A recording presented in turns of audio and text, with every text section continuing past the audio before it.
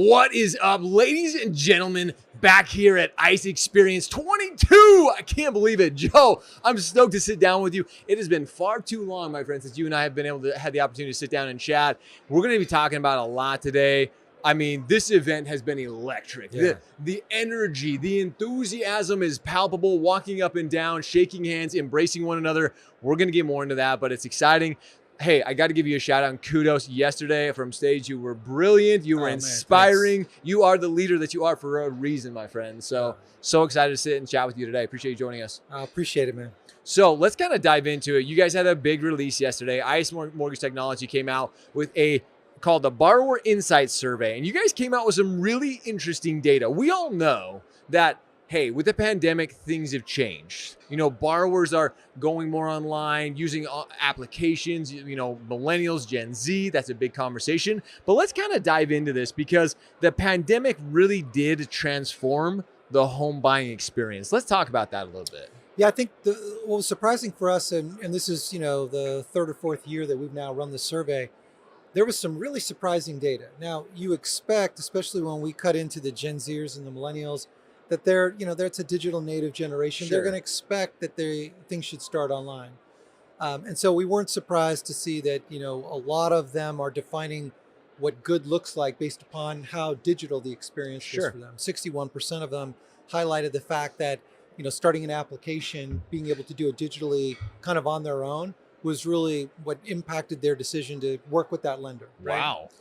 The other thing that was really interesting is that, and this is when you get into more of the psychology of this generation, is this is generation that is not really sure of itself and its ability to, you know, enter into large financial transactions or even be approved. So the anonymity of being able to go through the beginning part of the process without having to sit face to face with somebody and hear that, you know, you don't qualify is also another big factor in what's driving the Gen Zers and millennials to want to start this process online. But the real surprising data came in things we weren't expecting. So when we asked the Gen Zers and the millennials, you know, those that had just purchased a home in the last 2 years, what was the number one reason? Why did you jump in of all times during the pandemic? Yeah. And so you're expecting it's because they're seeing these incredibly low rates, right? Of course. Well, in fact, 26% said, yeah, the low rates, that's why I had to jump in. But that wasn't the number one reason. The number one reason at 53%, so double what the people who, you know, were driven by low rates decided to do. For Gen Zers and millennials, the number one reason at 53% wanted to be closer to their families.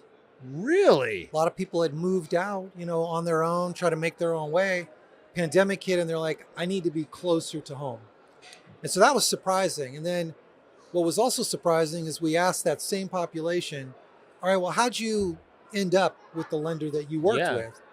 And overwhelmingly, number one, 68% said they relied on a referral from a family member. No kidding. So it's crazy for us, especially for me as you know, a father of, I've got 4 daughters and 3 of them are Gen Zers, all of which had moved away.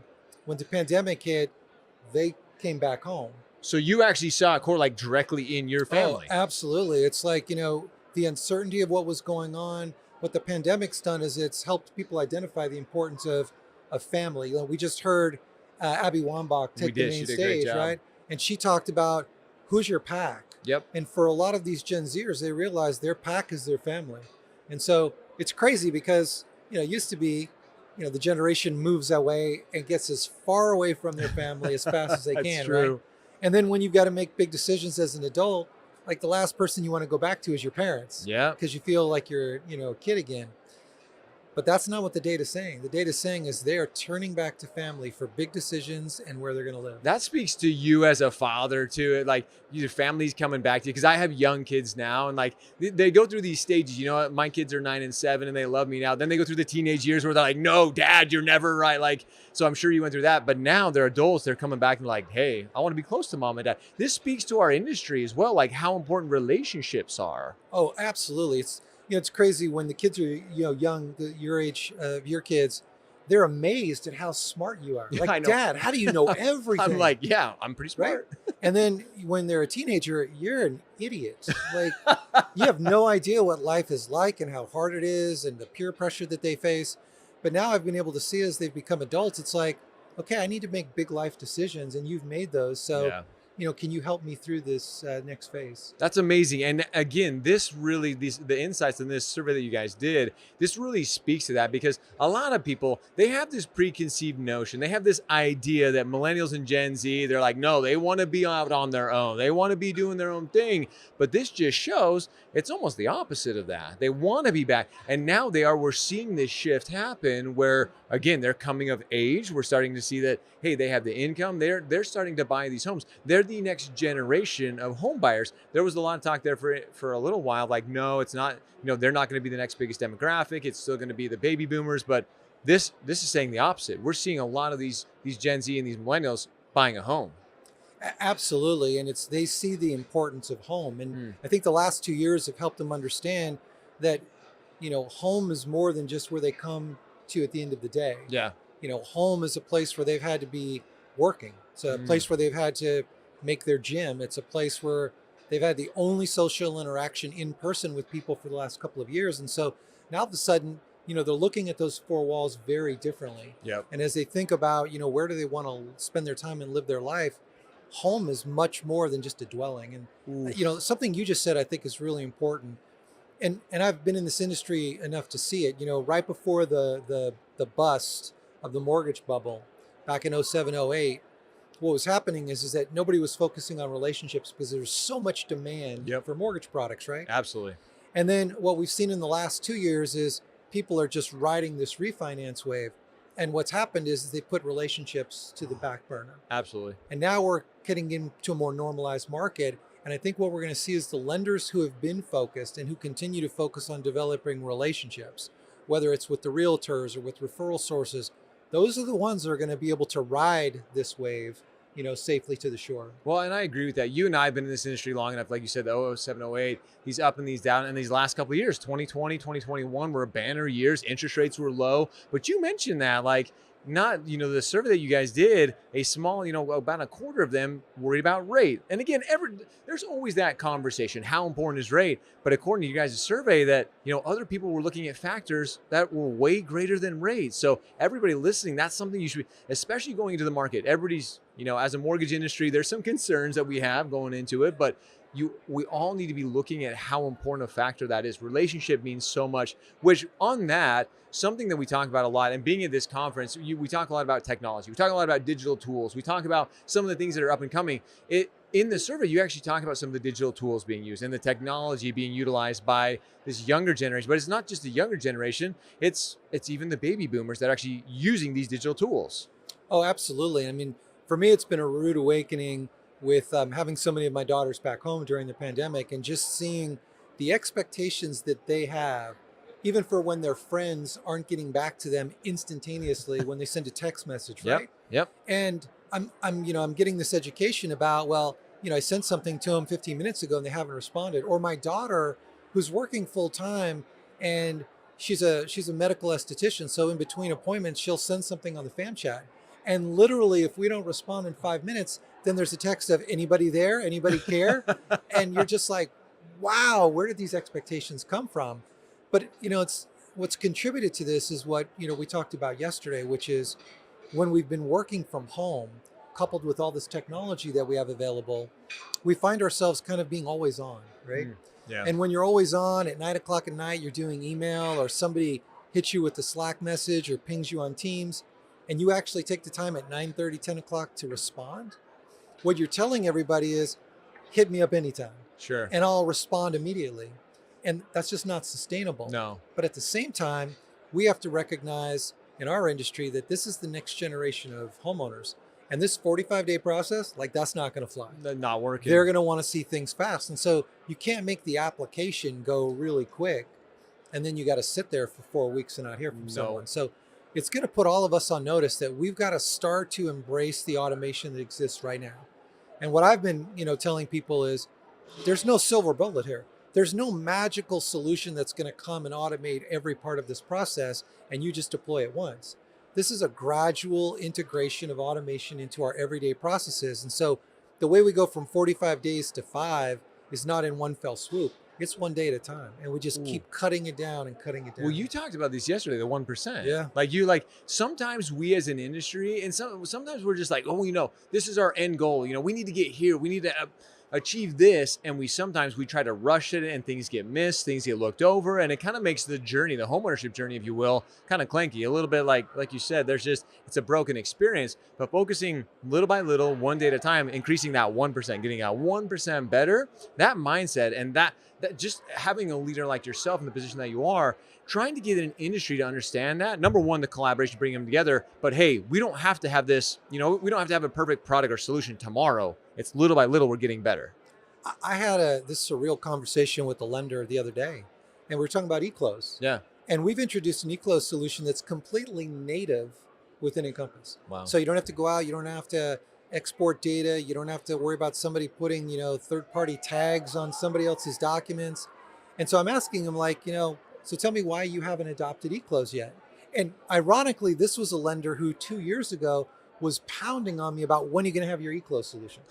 So I'm having this conversation. I'm like, so tell me why you haven't adopted. And he goes, well, right now we think that only about 40% of our customers really want kind of an EClose experience. And so I said, great. So what are you doing about that 40%? He goes, well, we're going to wait until, we feel like it's closer to 100%. And so I said, I just want to make sure I understand this. So you're going to purposely give 40% of your customers a worse experience than you could, simply because there's some magical percentage that you think you need to hit. And the whole purpose of why we introduced it through one workflow is that so there is no change, whether it's a wet signed or a e-sign package. And I was so puzzled by the mentality of you're purposely holding back a better experience for a pretty significant percentage of your customers just because you don't want to go through the change management. That seems crazy. It's crazy to me. And I think, those are the lenders that are going to really, really struggle with this next generation. Yeah, I was going to say, so talking about the next generation, that's something the survey talks about a lot, is the next generation of home buyers. We mentioned millennials, we mentioned Gen Z. Like, everybody thinks too that millennials in particular and this Gen Z are so focused on the digital age. Again, we all have this fun device. You mentioned your daughter, but at the same time, this survey found too, and kind of as we mentioned in the beginning, they still want human interaction. We sometimes get so lost in this digital world, and now with the world of the metaverse and this and that coming into conversations, people are like, oh, everything's going to be digital, everything's going that way. But we still, and this event experience has shown me even more that we as human beings crave that interaction. And your guys' survey actually touched on that. Talking about digital tools, talking about everything that we have, technology, at the end of the day, that human interaction is still a critical element of the home buying process. 100%. When you look at digital adoption, you have to look at the actual home buying experience. So digital adoption and the demand for a digital experience is incredibly high when someone is taking the initial application, because again, they love that anonymity. If I don't get approved, the only person that knows is me, 2:00 in the morning, in my apartment. But when it comes time to make decisions, like what's the right loan product for me? Should I lock my rate now or should I wait and let it ride? And then going through the closing process and have someone explaining to me exactly what I'm obligating myself to for the next 30 years, they want to speak to somebody. They want to look across and have the confidence of knowing that, they're being educated and they're making an informed decision. Everything else they could care less. Like, they want it digitized, they want it to go fast. But when it comes to the decision-making process, they want to speak to somebody. Well, and I think that just speaks, you and I were talking about this, and we kind of mentioned it here, is everybody, all the different companies here, there's definitely, everything comes to play. Technology all plays a piece, but at the end of the day, we need that interaction, because like you said, this is one of the biggest, especially for millennials and Gen Z. I mean, you and I could spend an entire episode talking about the lack of education that's happening in schooling, kids coming out, like they don't know the experience. It's up to us as mortgage professionals, as being a loan officer myself, with your experience in the industry, like we have to educate these new home buyers in one way or another, whether it's this type of medium, whether it's whatever it is. We have to be the ones educating them. And that's why that human interaction, technology is amazing. It's simplifying it. And we as an industry should be looking at it as like, hey, this is helping like the experience from an ease on our standpoint. It's allowing us to contact. And you mentioned this in the very beginning. People want to know what's going on the home buying journey. They want to know what the next step is. Realtors with the market the way it is, they want to get updated. Technology is our best friend. But we have to remember, being that's our best friend, it's not our only friend. We still have to have those skills and those relationship opportunities, especially with millennials and Gen Z. Yeah, and what's interesting about this generation is they are very comfortable questioning everything. Yeah, absolutely. And what's also happened, especially with the last, probably really the last 2 election cycles we've had, as the Gen Zers and millennials have sat back and watched, whether it's misinformation or disinformation, they're now starting to question the validity of even what's being presented to them digitally. And so they're looking for a secondary way of validating what they're hearing. That's amazing. So when it comes time to, is this really the best rate that I can get?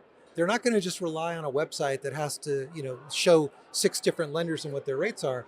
They're going to talk to somebody else just to validate before they make that decision. Is this information accurate? And see, that's what it is. It's being able to educate them in that way. And that's something the survey kind of ends with as well, as there's opportunity. A lot of people are worried in this mortgage, where the refis have died out, interest rates have started to go up. Where's the new opportunity? There's a lot of opportunity that's still out there in a market like this, especially like if you're a go-getter, if you're willing to hustle a little bit, like there's plenty of opportunity with educating renters. There's still, the home buying market people are worried about, but there's still opportunity out there for those, Joe, who are willing to go after it.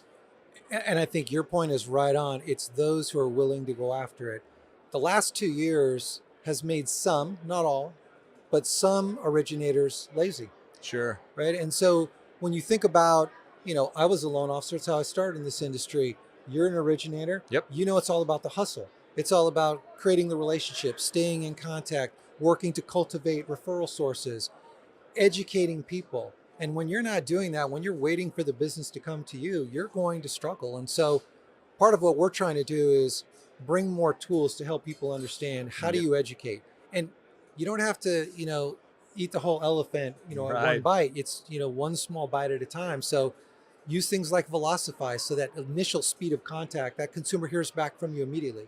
Because, if they don't, they're going to assume you're not interested. 5 minutes go by, they're on to the next lender. Yeah. And so it's education, it's using tools not to replace that human, but interaction, but to improve it, to augment it, right? And that's what we really have to help, originators understand. We got to get back to cultivating relationships and the personal interactions that drive business. 100%. That's why I have so much respect and appreciation for you, Joe, is because you've been in the trenches. Like you and I both, we've been in that origination. We want to continue to educate. We want to see all of our originating friends, lenders, partners out there. We want to see them thrive. Unfortunately, they have gotten lazy. They've rested on their laurels the last couple of years. So now's the time. Everybody listen, like you got to go out. You got to start getting after. You got to start hustling again, because if you don't, like, I hate saying it, but you're going to be left behind. Like you've got to go after it right now. You are. And as an originator, the one thing I would encourage you to do, even more than adopting technology, is educate yourself on the programs that are available out there. Brilliant. Find out what bond program exists that maybe you didn't pay attention to in the last 2 years. Find out what down payment assistance programs, can be accepted in the secondary market. Look to see if you're helping somebody who's a firefighter or a teacher, where there's a special program available through Fannie or Freddie. Like, look under every sofa cushion for that one opportunity where you can help just one more person get into a home. Oh, see, but that's just it. It's just one more person. Joe, we all have the opportunity to impact people's lives. And sometimes, again, we think we have to impact, we have to impact hundreds of people's lives. It's just changing one family's life. Like that makes an impact. You just changed one person's life. You help them get into a home. You help them achieve that dream of home ownership, what everybody wants and desires in this life. So as we start to wrap things up, I kind of want to go that direction with it, because we've been talking about this event, the great partners, the great vendors that are here. You mentioned getting educated on that. I think that is something, that's what this event, you see the collaboration that is happening. You see the partnerships, the discussions, originators getting educated. What has been your feel of Experience 2022? Yeah, the energy is just amazing, palpable, right? Oh, you can feel it. Like you walk through these aisles, and you can just feel not just the electricity, but the emotion that people have of seeing one another and connecting. Our whole journey on this digital mortgage process is one of realizing there's no way we do this by ourselves. There's no way we can, we have no intentions of being a credit company or a title company, So if we want to originate and really manufacture and fully underwrite a loan as the application's being taken, then I need partners to help us do that. And so, that's what this event is all about. And what we talked about, yesterday in our keynote was, look, just find one partner here that offers something that you haven't offered before. There you go. Find one technology solution that can help you go faster. It doesn't have to be ICE's. There's tons of technology partners here that can deliver innovation. But take advantage of at least something and start to make that incremental improvement, because that's how we'll look back 5 years from now and go, oh, this is how we got to 5 days. Well, I 100% agree with that. And on that note too, I mean, I would love your thoughts real quick as we wrap this up. When somebody does, we in this industry, we get what I like to call the SOS, the shiny object syndrome. And sometimes we get so distracted. If you're here and you find that one, because I love that. Sometimes we come here, and coming from somebody who's owned a brokerage, owned a mortgage company, like sometimes I'm like, oh, well, maybe this technology, maybe this one, and oh, this one didn't work out, but we don't give it long enough. We don't give it that adoption period. So if you're here, you find that technology, stick with it. You got to really make sure that you've given it a chance to really be successful in your organization. Absolutely. That is the best advice that we could give anybody is, when you're going to look to embrace technology is not going to solve the solution. That was deep. It's all about change management, right? Technology is going to enable it, but it's going to be about, you have to be willing as a lender to change what you're doing. I mean, the conversation I relayed with you about e-closing is a perfect example. You could go faster and you could have a better experience, but the person that's holding you back is you.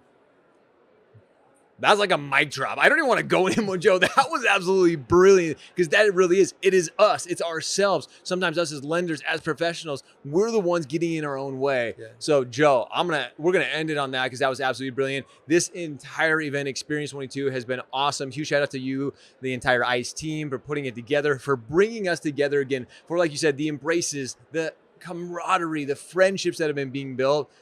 We couldn't have done it without you guys. So huge shout out to you and the team. Been awesome.